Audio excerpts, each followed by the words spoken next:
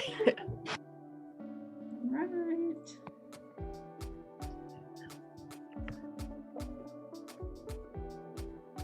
Good morning. Good morning.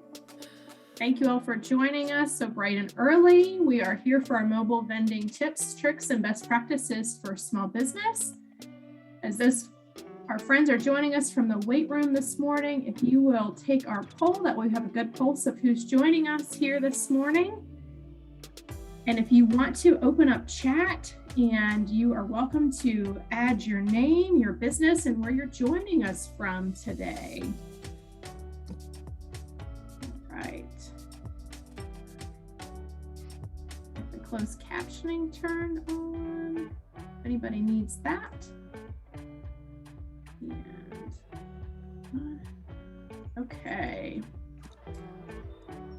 If you will also grab a pen and paper to take notes, we are recording this presentation and we'll post this to our YouTube channel.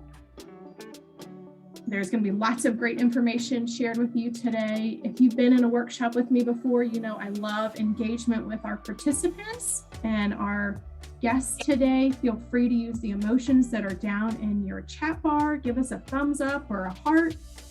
You're also welcome to raise your hand and add any questions you have to the chat box, and I will keep an eye on that. We do want this to be more of a conversation, as we've got some great speakers here today with us who will add some wonderful information. All right, I have turned the closed captioning on if you would like to see that. If you would, please keep your microphone muted. That way we have a clean recording, and I am going to turn our sound off. Okay, share our results.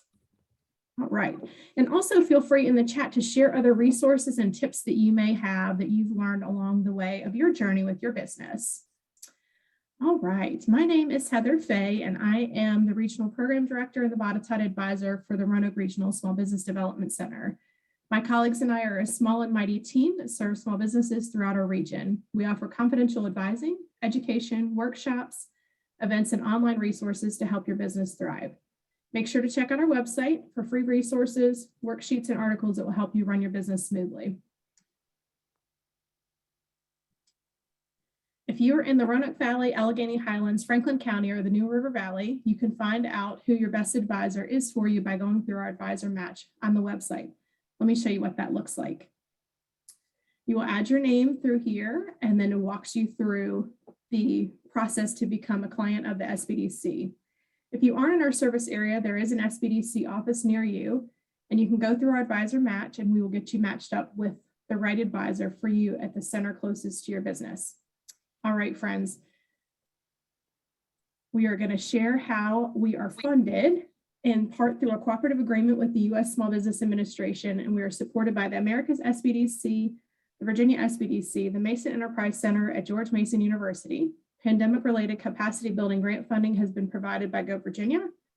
Other funding is provided by local administrations, economic development offices, organizations, and businesses that are all small business champions in your corner. Thank you to our host, the Roanoke Regional Chamber of Commerce, for providing space and support for our work. All right, let's get to the good stuff, folks.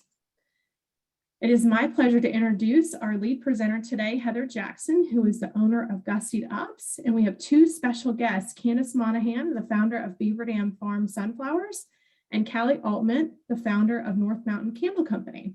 All right, ladies. Heather, I'm going to turn the microphone over to you. Okay, great. Good morning, everybody. Thank you for joining us this morning, and to Candace and Callie for coming to hang out with Heather and I.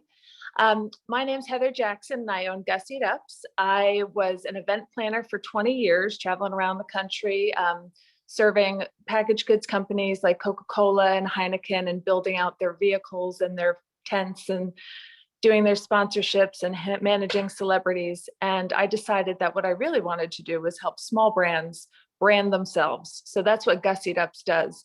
I help small brands brand themselves with labels, tents, banners, all kinds of things, anything they need to make sure that their brand and their logo fit wherever they're going to be, which is kind of a feeder into what mobile vending will be. I'd like to turn it over to Candace now to introduce herself, and then to Callie. Hi, I'm Candace, founder of the Beaver Dam Farm Sunflower Festival.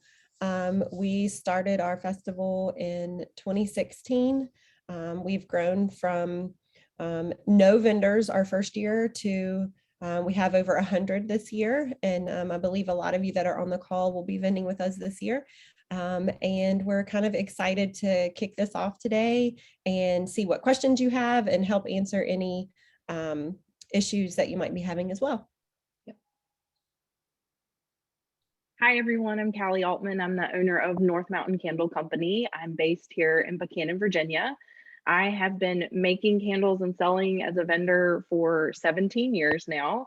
So you name it, and I've experienced it as a vendor, and I'm really looking forward to sharing any tips and tricks that I may have and answering any questions that you guys may have as well.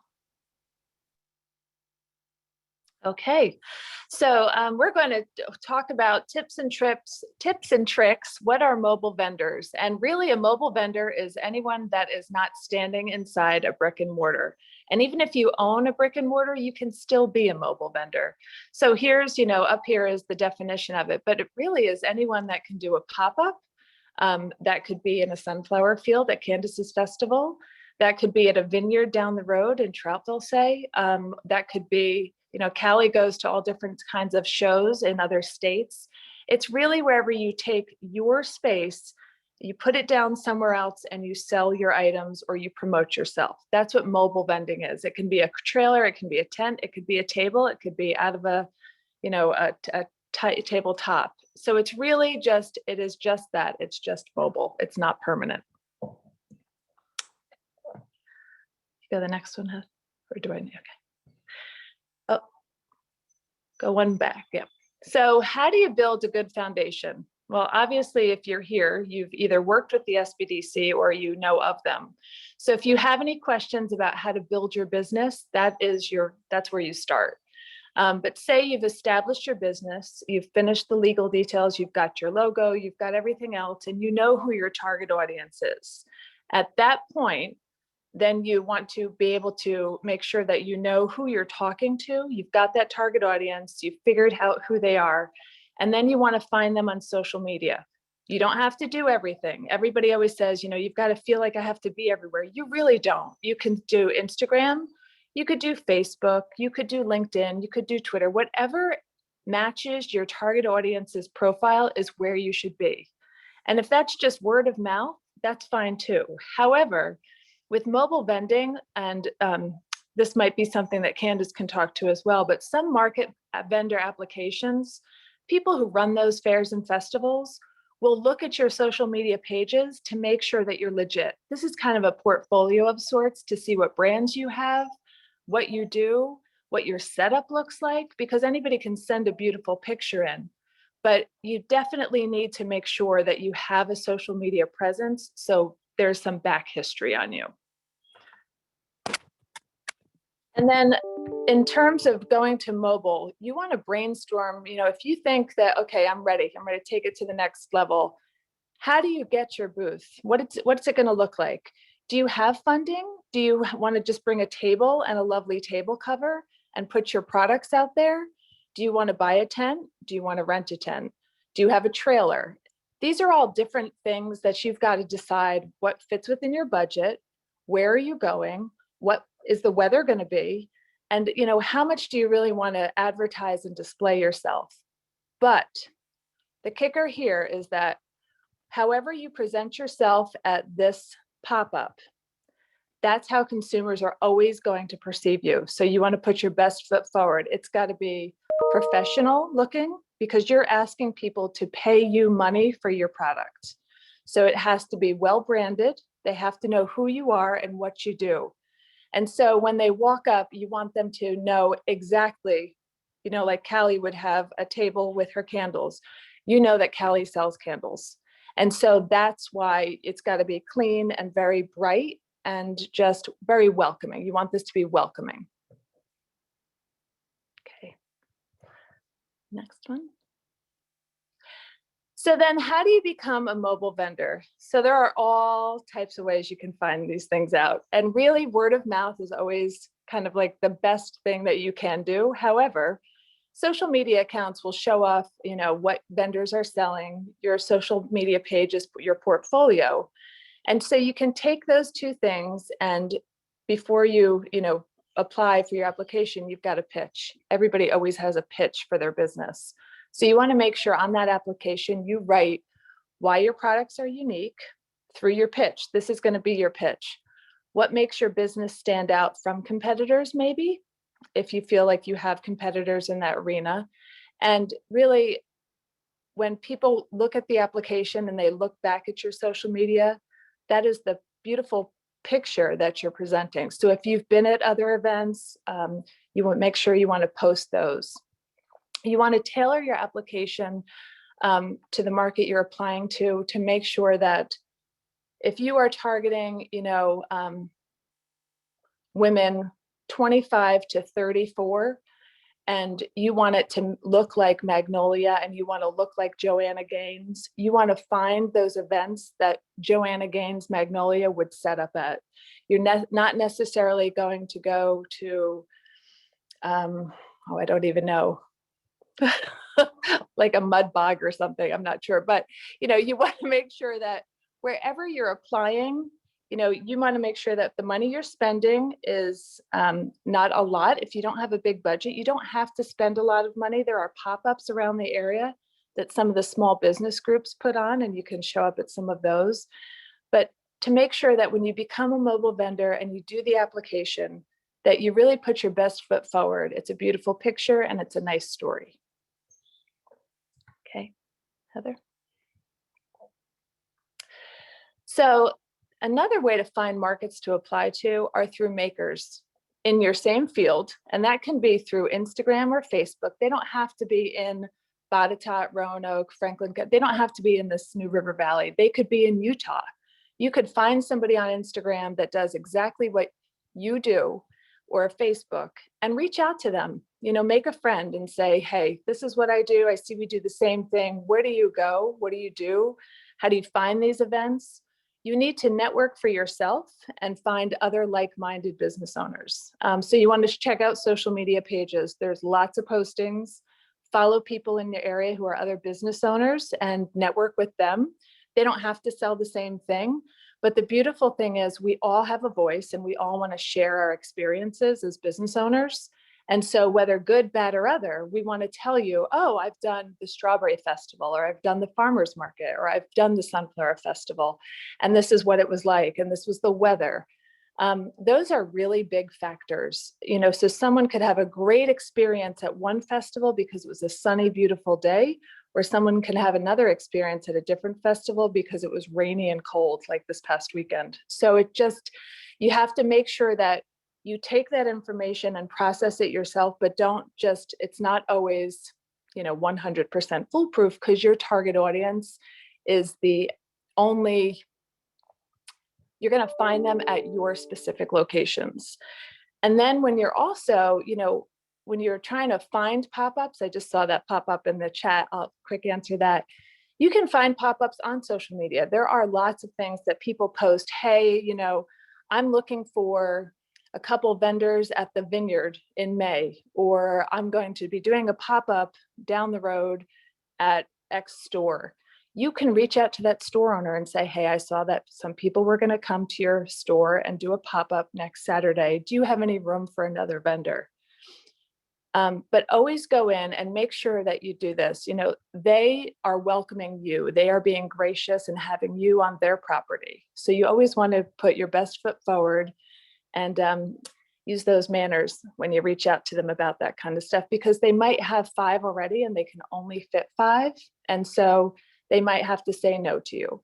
And that's okay. That's just one of those things, you need to just keep kind of rolling with the flow. Okay, Head. Okay, you've been accepted into the market. Now what do you do? Where do you go? What's happening? Okay, so this is our outdoor market checklist. And these are just a few items. And I know that the ladies might have a ton more when we get there.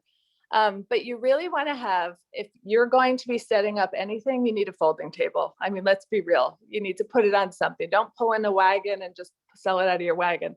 Have a nice table and put a table cover on there. You can go to the dollar store and get a plastic table cover, or you can go get a nice fabric table cover, whatever. Just make it nice. You will need a comfy chair because you're going to be there for hours, you know, and there will not always be customers at your station. So you do want a comfy chair. You can do a banner or a table runner with your logo. You want to have some type of signage on that table that tells people who you are. It doesn't have to be big. It can be something that you print off on a printer and stick in an easel stand from the dollar store. Or it can be a beautiful banner. It can be a tent. It can be anything like that, but make sure that your logo is prominent. So when people walk up, we know what you sell. We know why you're there. You do want to have a cash box. Some people will pay cash, or a card reader if you can do that. You just don't want to have to turn people away in this day and age. People want to do it that way. They can also, if you accept Venmo, things like that, that's another way you can go around that. Water bottle. Make sure you have a water bottle. You might not be able to leave your tent. Make sure you have a water bottle or a table. Make sure you have a drink, something to eat.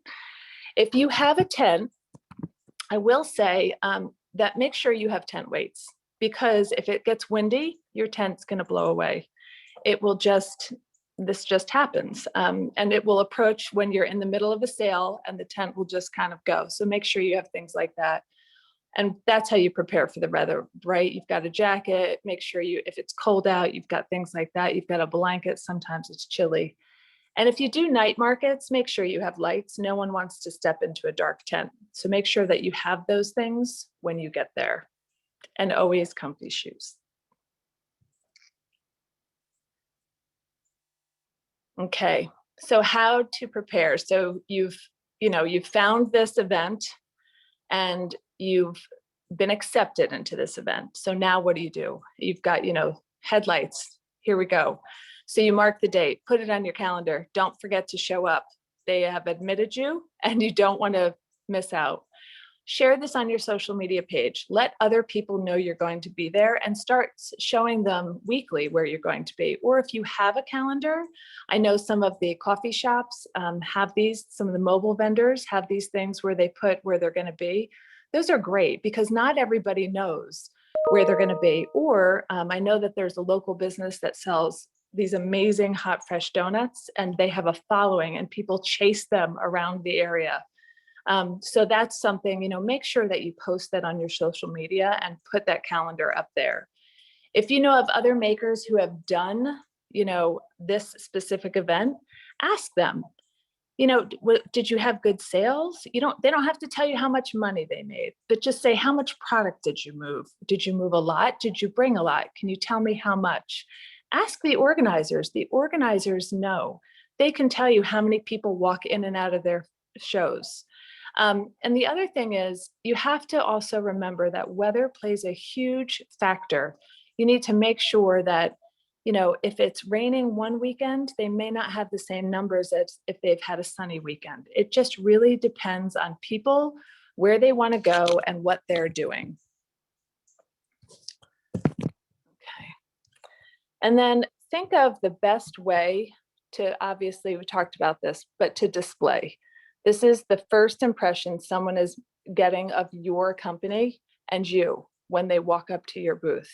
So make sure that you have it's, clean, take a picture of it, post it before the show starts and let people know you're there. And then if you're going to be there all day, make sure you bring a family or a friend or family member, because you do want to take a break. You want to be able to leave your booth for a moment and come back.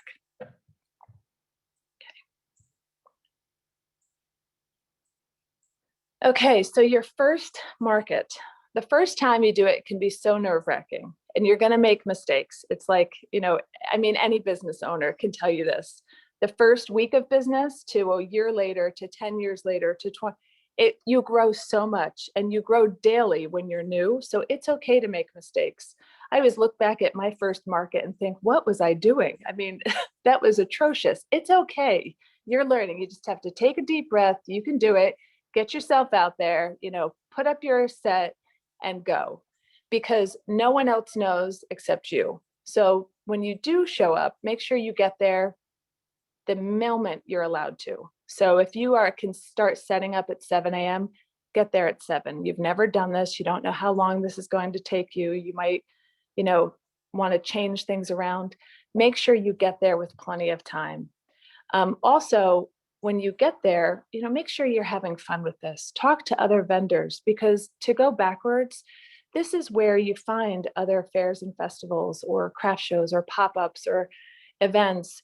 This is all word of mouth. This is a word of mouth industry. And you want to talk to other makers and find out, what have you done? Where have you been? And they might share some really great information with you and get some information from them. Can I grab your card? Make sure you have cards on your table. People like to make cards. They might not make a purchase right then and there, but they'll go back and look at your website later on. And this is a good way to kind of keep in touch too with other vendors who will, ultimately become your friends, because you're going to see each other if you have the same target audience at a lot of the same fairs and festivals. Okay. And then just a couple tips and tricks. You have to invest in good equipment. I know it's easy to go cheap. And when you graduate from a table up to a tent, a lot of people, and I've just, because I've purchased so many tents for clients in the past, that if you buy, one of those cheap tents, that's fine. You can start off with something like that. But when it gets windy and things happen, you want to make sure that you have some good equipment. Always make sure you have good equipment. It makes a big difference when you use it, if you're using it a lot, week after week, or trailers, things like that. Make sure you have that branded. You have to make sure that every step forward, it looks great and people know who you are. We talked about making connections. Make sure that you plan out that market schedule, share it on social media, always do that. Keep promoting those things, because without those things, people don't know where you are. And you're going to get new followers week after week. And they didn't hear you talk about where you're going in 2 weeks, last week. So every week you need to tell them where you're going to be. Put a calendar on your website. That's a great idea. Put it on your social media. Hey guys, in 2 weeks, this is where I'll be. This gives other people a chance to plan their lives out, and they can come check your site out. Once you get in the groove and find those markets, you're going to do great. If you like a certain market, and after you've been to that fair or festival, thank that person, thank that vendor, send them a note. It can be an email. It can be however you communicate with them. It can be a handwritten note, but make sure you thank them and ask them when they're going to rebook for the next year. If you want to be at that show, make sure you get in, because if you wait, you will lose your space. Or if you were at that show and you were in the middle, but you want an end space, ask for that. You have to ask for the things that you would like to get for the next year. And choose your markets very wisely, because if you have the funding that you could travel, that's great. But if you don't have funding to travel, make sure you're not going too far, because you'll have to pay for gas and mileage and meals and hotels and things like that. And if you have to bring family or friend to help you, you're going to be paying for them as well. So just make sure that when you choose, don't burn out. This is not something you want to burn out with. You want to make sure that you get there and you have fun with this. This is your business and you want to make money. And that's why you're doing this. But pace yourself.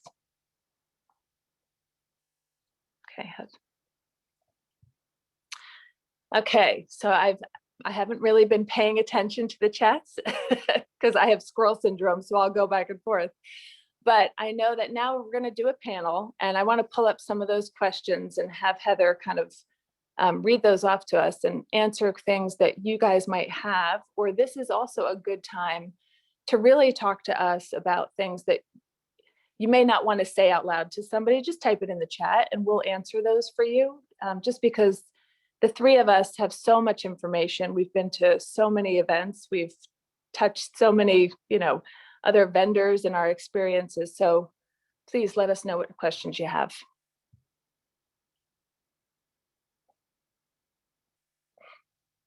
Thank you so much, Heather. So many great little words of wisdom and nuggets that you shared. And Callie and Candace have done a great job of answering some of these questions in the chat, but I thought we'll just open it back up. to dig into a little bit deeper, how do you find a calendar of events in your area? So for me, what I try to do is if I find one, I like it, I follow it, I interact with them on social media. And, as small business owners, we complain about the algorithm a lot. And, oh, well, I just talked about this top out loud and now it's showing up in my feed. Well, put the algorithm to work for you as a search engine. So the more pages that you like or follow, whether it's other makers or other vendors, that way you can kind of see where they're going when they post it too. I have found some great events that way.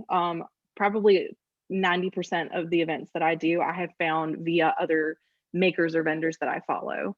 But the more you interact and engage with those events, even if you're not attending, I applied for Vintage Market Days, which is a national franchise of shows, for years before I was ever accepted. But before I even got accepted, I was liking, following, and interacting with them. So, trying to build up a rapport, if not at least digitally and via social media. So that way I was also getting other shows comparable to those put into my feed and coming across, my screen without really having to do any extra work. Excellent. Thank you so much, Callie.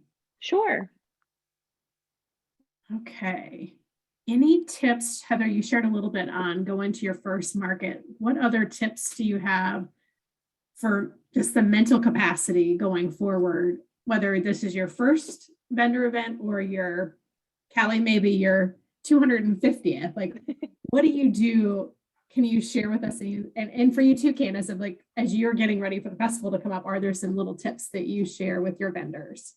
Sure. So for me as a vendor, I treat every single event that I participate in is as content that I'm going to share either with Facebook, Instagram, social media, my website, like Heather mentioned, by having a calendar of events. If you have a website, add it on there.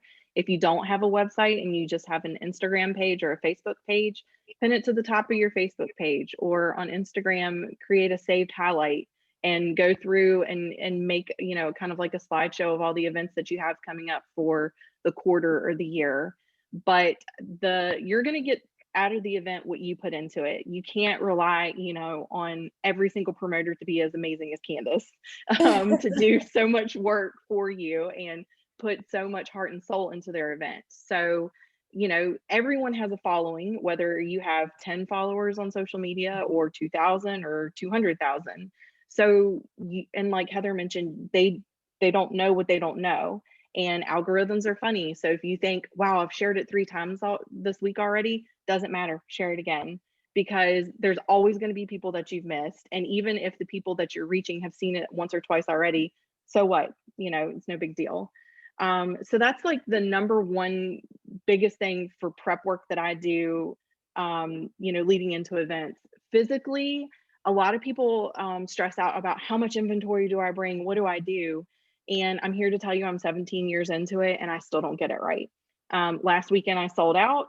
A couple weekends before that, I came home with so much inventory that I didn't know what to do with it. So it's really kind of a crapshoot. And I try to look at the number of other vendors that are at an event. So if I'm going to an event that only has, 15 vendors versus one that has 300 vendors, that kind of gives me an idea of how much attendance to expect shopper wise. And I kind of go off that. Physically, like, preparing logistically wise, after 17 years, I kind of have built up a little show bag toolkit that literally has just about everything in it that you could possibly need, but I always forget something. I have driven out of state and forgotten my entire display at home in Virginia and had to go to Hobby Lobby and buy it. I think the most important thing that you need to remember is there are always going to be hiccups. There's always going to be speed bumps. There's always going to be something that you didn't plan for. And we all get stressed out, but you can't control a lot of things, but you can control how you react. And after so many years of doing these events, people notice when you get stressed out, shoppers notice, other vendors notice, and it has a direct impact onto how your business is perceived. So prepare the best you can, share it with your customers, your following, your social media, and just roll with it when you get there and make the best out of every situation that's presented to you. Yeah, and on top of that, to what Callie said, the best way you can't really prepare. I mean, you have to prepare 10,000 different ways, right? Think of every avenue, but that will drive you crazy. You are in this, you're supposed to be having fun. This is your business. And people don't want to walk up to a stressed out person in a booth. So, with any event, make sure you have a kit. I have always traveled to every event I've ever done. I had scissors, zip ties, and duct tape, because there's nothing that cannot fix. Nope. And you get there early so you can introduce yourself to your neighbors and the person across from you if you have enough time. And then if you forget something, anyone else would be willing to help out. You're all in the same boat. You're all there for the same reason. You're not competing against one another. You're all there to support each other. And that's how you have to think about it. You want to be supportive of other vendors because you're all makers, but make sure you have like a little box that is constantly with you. And if you do sell things with cash, make sure that you've got change for people. You don't want to stand there and say to somebody, well, I can't make change for you. I mean, these are just things that you want to think of ahead of time. But you're always going to forget something, not somebody, you might forget somebody. You're always going to forget something. And that's okay. That's no one else except you is going to know it. It's just going to look a little different and you have to roll with it. And I want to touch a little bit on what Heather mentioned with the change. Change is so important because as a host, the first year we had our event, so many vendors didn't bring enough cash. And so they were coming to us at the entrance booth and saying, I need change. I need change. And we were like, sure, we've got enough change here. Let us break your 20 for you. Well, after we did that for, 10 different vendors, we were short on change. So that's one thing that I don't think you can rely on other vendors for. You need to make sure that you are well prepared, take way more than what you think you might need. Because you don't want to have customers wanting to pay cash and then, you lose a sale because you don't have change. And then I'd also like to touch a little bit on, everybody jokes around about, RBF.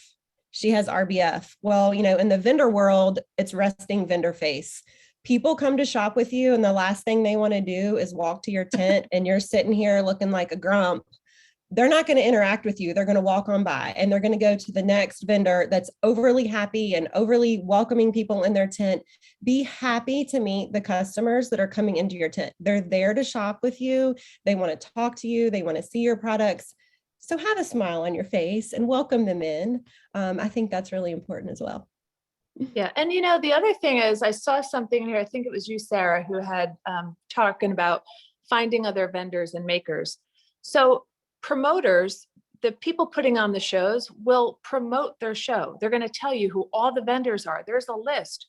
Go on Instagram and Facebook and follow them. There's a reason that they're promoting it. So you're a maker, you want to promote your business as well, but follow the other businesses. This will let you see who else is going to be there. You'll know who your neighbors are when you get there and check their stuff out. See what other people are doing on social media. It's just such a help to make sure that you're looking at other things and kind of keeping up with what's going on, because things do change and the algorithm will find those people who are working more.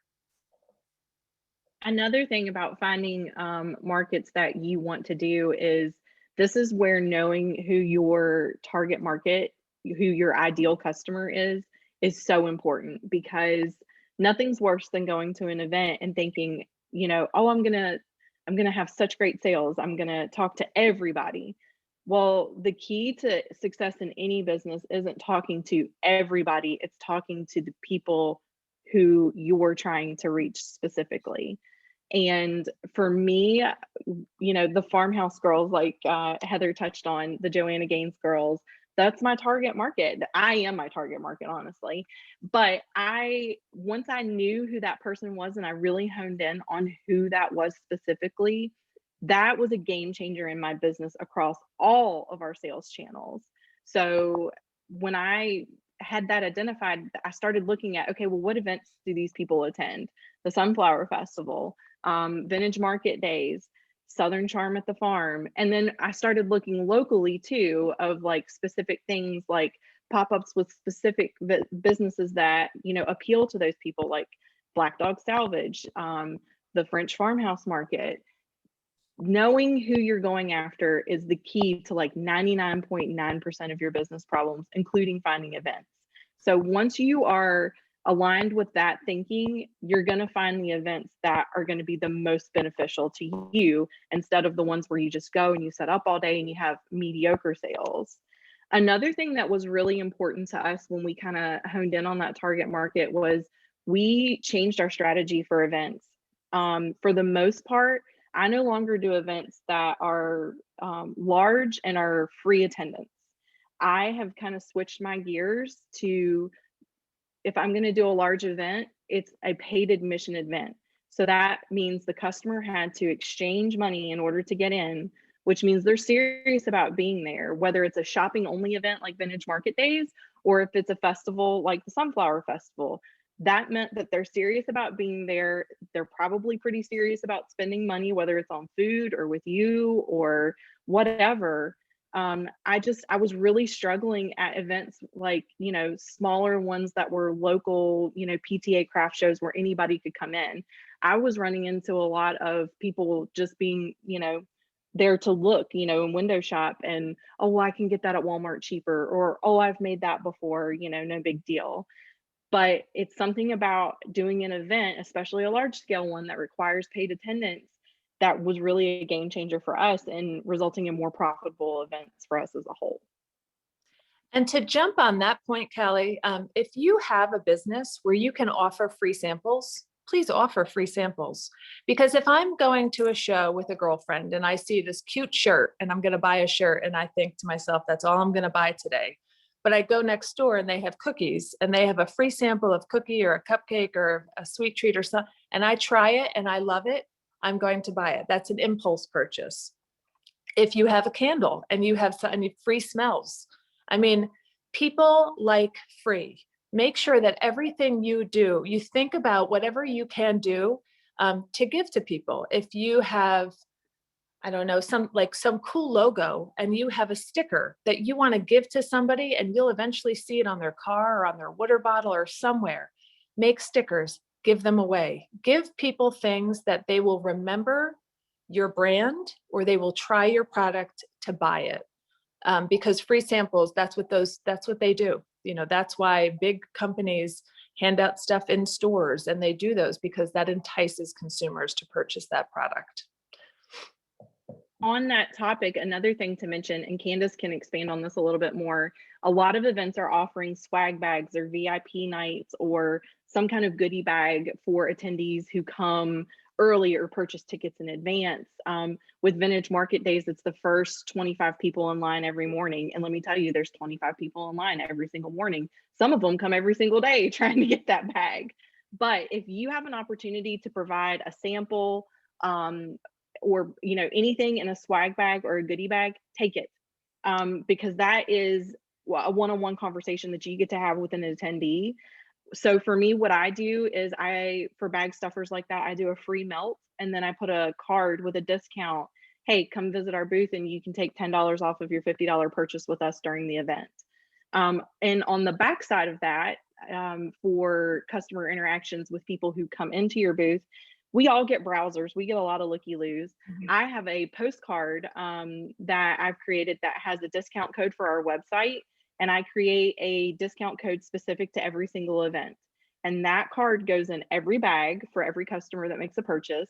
But then if you have people who come through, they're like, oh, you know, I can't buy anything today. Do you have a card? I give them that card, because that's going to increase the probability that they actually follow up with me later.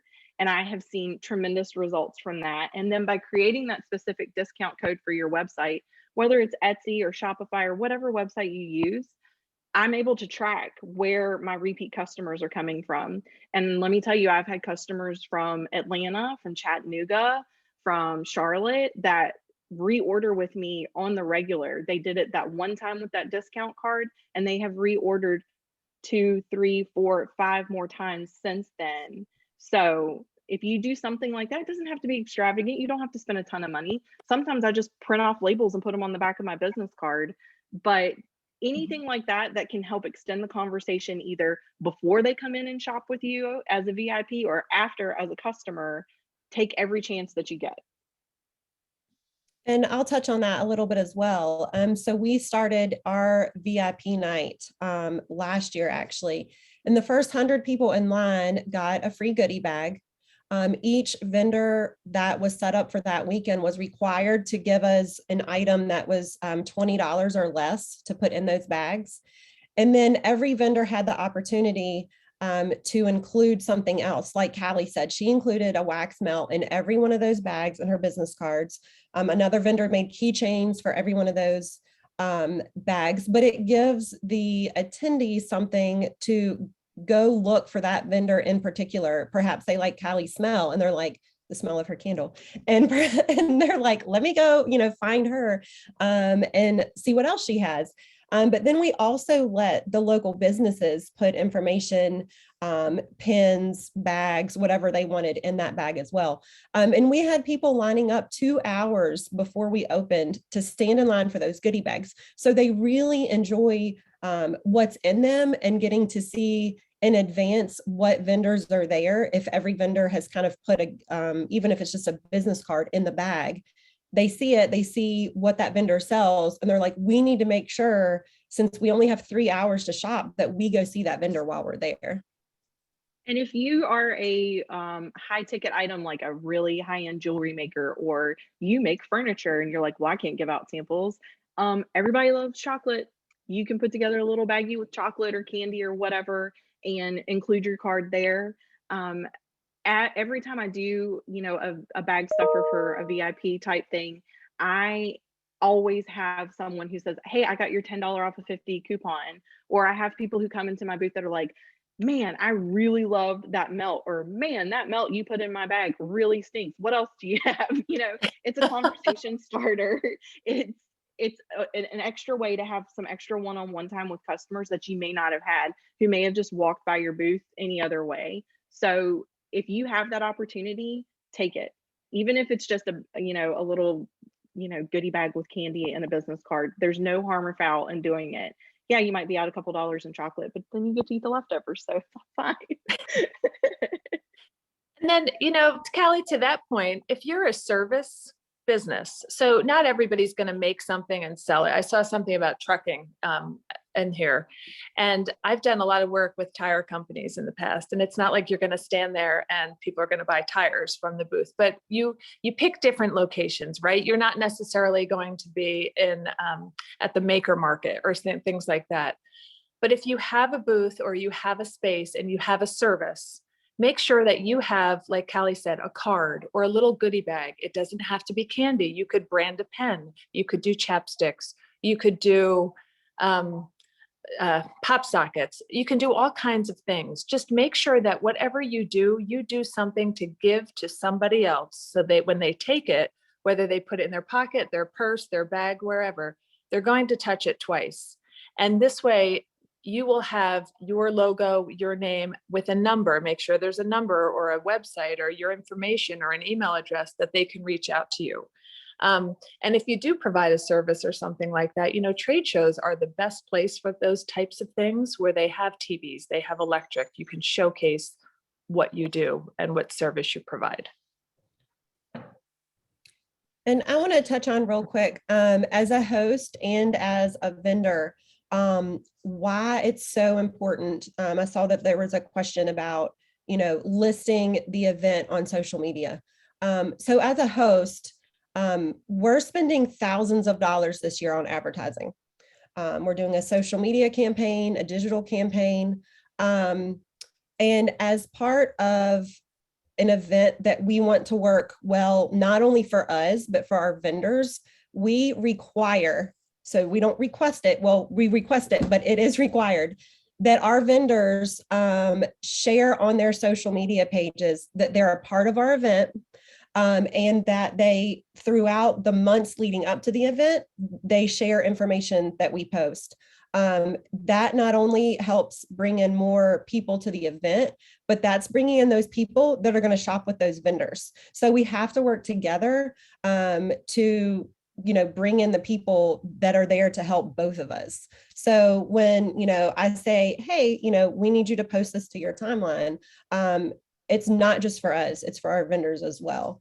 And it makes a big difference. And we actually keep a tally as to, who has shared, how many times they've shared. And when it comes to accepting vendors the following year, if they haven't followed our guidelines, they won't get accepted again. So it is important for multiple reasons. And to touch on that too, Candace, this is one thing that this kind of goes without being said, but I'm going to say it. When you are a vendor and you are declined, or a festival says, listen, we've capped out, we can't take you this year. Please don't forget your manners. Always be gracious. You can't go back. You can't, if they are capped, they are capped. They can't take any more. That's okay. That's not a slight against you. That's just that they've met their goal. It's kind of like, I like it net to college applications. They've gotten enough kids in biology, enough in engineering, enough in business, enough in art, whatever, that they've met their goal and they can't take any more. So just go on to the next one, say thank you and try again next year. Continue to try again. But once they have met their goal, they really can't open things back up. So just be cognizant of that when you're reaching out to different events and locations. So to touch on, I'm sorry, go ahead, Candace. Well, I was just going to say, to touch on what Heather was saying from my standpoint, things that we look at or reasons that people might not be accepted. If you've been at a show with us in the past and something has not gone right due to a fault of not following directions, that would be a reason why you wouldn't be accepted. If we have, Callie sells her candles, I'm not going to accept 5 different candle makers because I want Callie to take home the most income that she can. So, if Callie's our number one candle maker, we're not going to accept all these others. Posting on social, as long as you do that. We go also by here's, things that we hear from other vendors. If somebody's at a show and unfortunately another vendor causes a scene, I don't want that kind of chaos at my event, so they probably won't get accepted. And then, just your Facebook page. If your Facebook page has lots of followers, I might be more inclined to bring you on board versus somebody that sells the same thing as you that doesn't have as many Facebook followers. So there's lots of things that go in, and then obviously space as well. If we've sold out of our space for what we want for the year, then we're going to wait till next year. So, Callie. So to expand on all those topics, as a vendor looking for an event, if I find an event and I'm like, oh, that sounds like a great idea, but I pull up their social media and they haven't posted in 6 months, then it's like, maybe that's not such a good idea. Well, think about it from the other side. This is where being consistent with your social media, unfortunately, this is the day and time that we're in now. Even if you just, go through and schedule your posts or whatever. And I'm so guilty about this, about, not being as consistent as I should. But if you haven't posted in 3 months because you were so burnt out at the end of last year and you're just like, I'm done, I'm going to take like a 3-month hiatus, and then you apply for an event and they go through and they look and see, well, she hasn't posted in 3 months. So what kind of a partner are they going to be with us for this event? It's not so much about, sales anymore. It's about who can we best align with that's going to represent our brand on both sides. Me as a vendor and my shows as, events. So keep that in mind, and I've been rejected more times than I can count. I mentioned before, it took me 3 years of applying to get into Vintage Market Days. It's a super competitive show. They're very, very selective. They do their homework. They talk to other owners of other Vintage Market Days that you may have been a vendor at. They do their research, and they're very intentional about who they accept. So, after 3 years of not getting in, I was starting to take it a little personal. But once I got into one, then I found that doors kind of opened to me for others, because each one is individually owned and each individual show makes up, its mind on who gets in and who doesn't. So I will say, as far as when you grow and expand, and if traveling and doing, larger shows, whether it's just regionally or nationally or whatever your goals may be, more and more event organizers are going to this digital format, so to speak, like what Candace mentioned, where they're doing their research, they're looking at your social media presences, or they require you to be a part of their vendor Facebook group, because the thought of sending out 500 emails to, all these different vendors is overwhelming to them. So they create a Facebook group where everybody comes together and they network, and they create a community, and they answer each other's questions, and they give each other feedback. So keep that in mind, that while social media may be annoying and takes up so much of our time, it is an important component, not just to reaching our customers, but how we're perceived when we're trying to grow and expand, whether it's if you're trying to do wholesale and you sell products, or you're trying to get into other events. The key to growth is really going to be being consistent. You don't have to deliver the most earth-shattering content, but are you being consistent? Are you showing up on a regular basis for your audience as a whole, customers and vendors alike? And also to that point, because they are posting things on a Facebook page, you're not sitting in a field going, okay, is it going to happen today because it's raining, or have they postponed anything? You just look at your Facebook page and it's there. You don't have to go searching through emails to see if you got anything. This is a digital day and age. Your social footprint is really important, and the algorithm is real. And these are the things that it searches for. And, your reviews on Google, those are real. Those are things that you really have to be cognizant of. That's what drives the success of your business online. I do see a question here from Karen about small business doing pop-ups outside retailers. And I know that there are a lot of these, and there are a lot of these around. And really, some of these are word of mouth. Some of these are friends of the retailers, or people that they sell their products inside, or people have reached out to them. So if there's something that you've seen, say Orange Theory has a couple people outside, and you sell, I don't know, yoga pants, custom yoga pants, and you want to do something like that, walk in and ask to talk to the owner, call and ask to talk to the owner. Just, become friends with them on social media, reach out to them that way. Think about it as applying to be an influencer and having them influence your brand. This is what you're trying to do. You're trying to get in front of them. So reaching out to them to say, hey, this is my brand. This is what I do. Here's my social media. And it's back to your social media page. That's really important. The story you tell on social media, and sharing it with them and saying, would you consider allowing myself and another company come in and do a pop-up just for 4 hours on a Saturday or something? Reach out to them. It's worth the question, and it's worth asking. Or ask some girlfriends. If you know someone who's a shop owner, or guy friends, ask your friends. If you know someone who's a shop owner and you know that you've seen people outside and they do this, ask them. Just reach out. So Karen, I'd love to offer my input too. I was approached by Madewell, it's a national brand, but they have a store in Charlottesville. They found me on Instagram, and reached out to me and asked me to come be a pop-up vendor there. And if there's a store that you either are already working with, or that you shop and enjoy frequently, and if you are your target customer, going back again to that conversation, figure out where your people go to shop when they aren't shopping with you at events. And, like Heather mentioned, just reach out to them and ask. More and more small business owners are looking for different things to do that are low cost, no cost to them.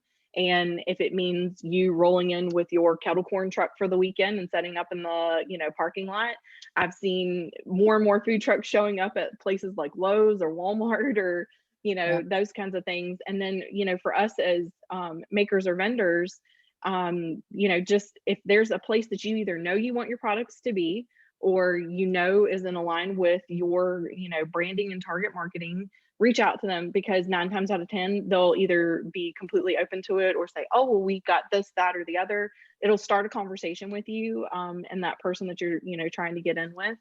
don't wait for them to come to you. I was really like blown away that Madewell found me. I have no idea how that happens.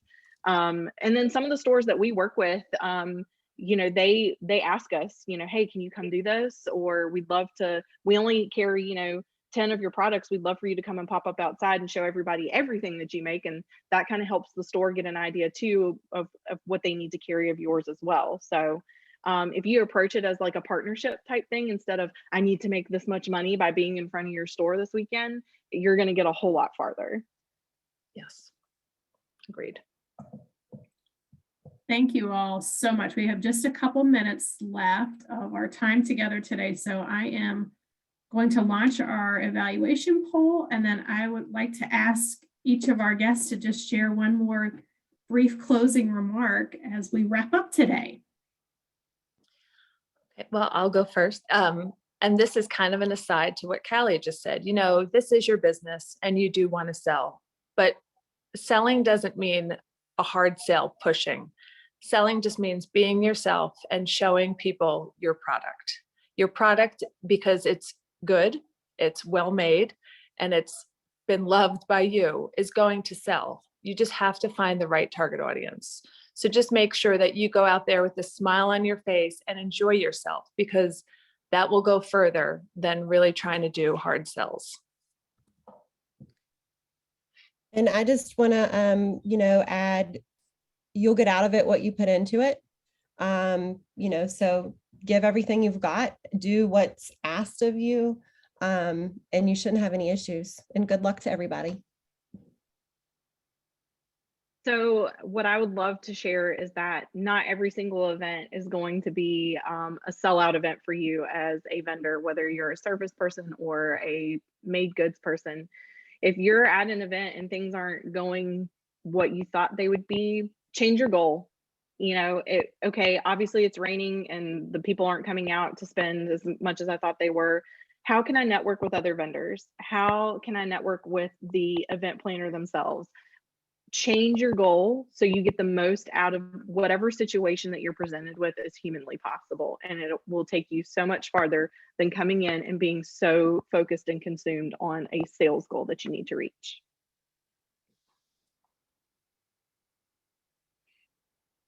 Wonderful. Thank you all again so much. Thank you, Heather and Callie and Candace, for sharing so many great nuggets of wisdom. And thank you to each of you for being engaged and asking great questions and learning.